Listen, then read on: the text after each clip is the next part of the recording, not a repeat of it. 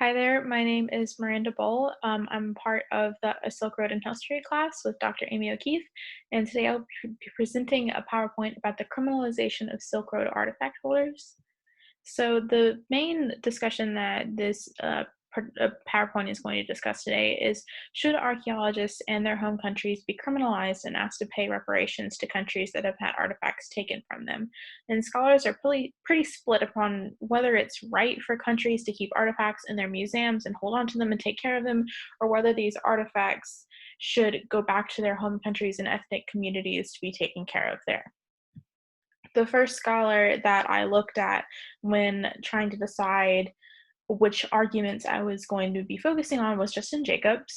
He wrote a piece called Confronting Indiana Jones, Chinese Nationalism, Historical Imperialism, and the Criminalization of Oral Stein and the Raiders of Dunhuang.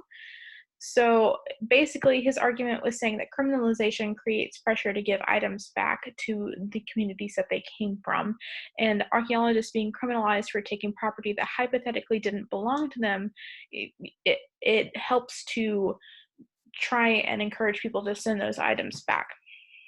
Jacob argues that any historical, linguistic, and ethnic narratives could be lost if Western nations were to take over the findings of non-Western communities, and it's incredibly important to have that view of these non-Western communities on their own artifacts to see why they were so incredibly important. He also says that giving artifacts back helps recreate Chinese prestige and the modern Chinese identity, and this is a way to help the Chinese government to get this prestige back of the artifacts and the similar items, and the return of these items can help to create a new modern Chinese identity by allowing those living there to connect to their heritage and culture firsthand. He goes on to discuss that Chinese scholars are on both sides of the argument. Some believe that their countries of origin should have unlimited access as they belong to them and their communities, while others believe that Western communities have better means to care for the artifacts and they shouldn't be criminalized for holding onto them and taking care of them. That being said, Justin Jacobs in general is pro-criminalization as it puts that pressure on to give the artifacts back.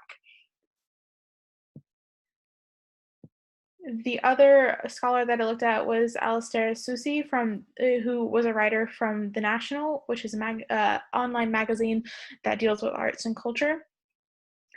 And they debated the reparation debate: should museums return cultural artifacts? They debated whether British museums specifically should return artifacts from countries that were once territories of the United Kingdom, or if they had the right to keep them in their possession. They understand the want for countries to obtain lost possessions, countries specifically like Jamaica, Egypt, and Greece.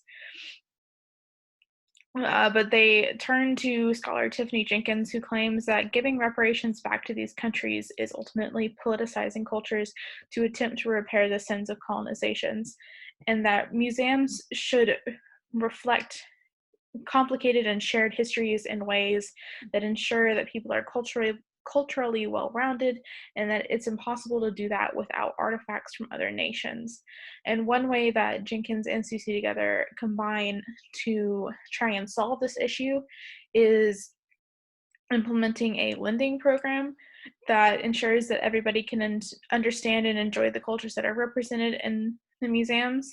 And Jenkins and Susi both argue that a national conversation needs to take place to encourage that the lending of these collections to connect cultures rather than sending everything back to its own place and hypothetically isolating cultures in the end, when that's not the ultimate goal of a museum itself.